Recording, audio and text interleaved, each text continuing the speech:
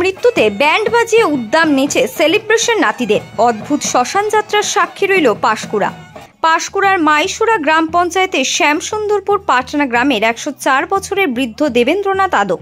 গতকাল রাতে তার মৃত্যু হয়েছে।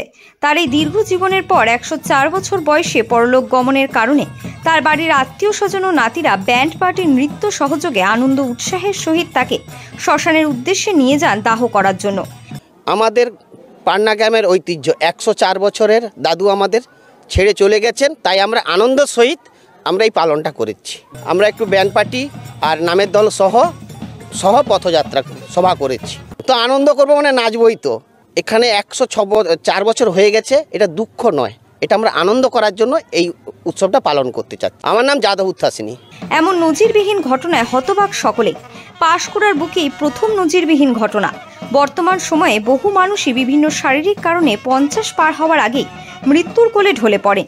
সেই জায়গায় দেবেন্দ্রনাথ আদক দীর্ঘ বছর জীবিত থাকার পর এই বয়সে পরলোক গমন করার কারণে আত্মীয় পরিজন থেকে শুরু করে প্রতিবেশীরা আনন্দের সহিত তাকে দাহ করতে নিয়ে যান।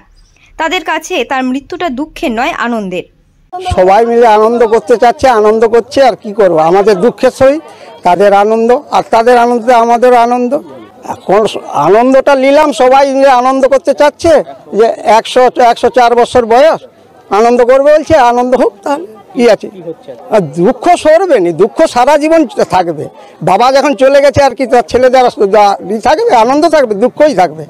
বুক ফেটে যাবে কিন্তু মুখ ফাটবে নিয়েতে। শ্মশান যাত্রা সেই শেষ কাজটা, হ্যাঁ শেষ কাজটা করার জন্য এইটাই করা হয়েছে। সুনীল কুমার আদক।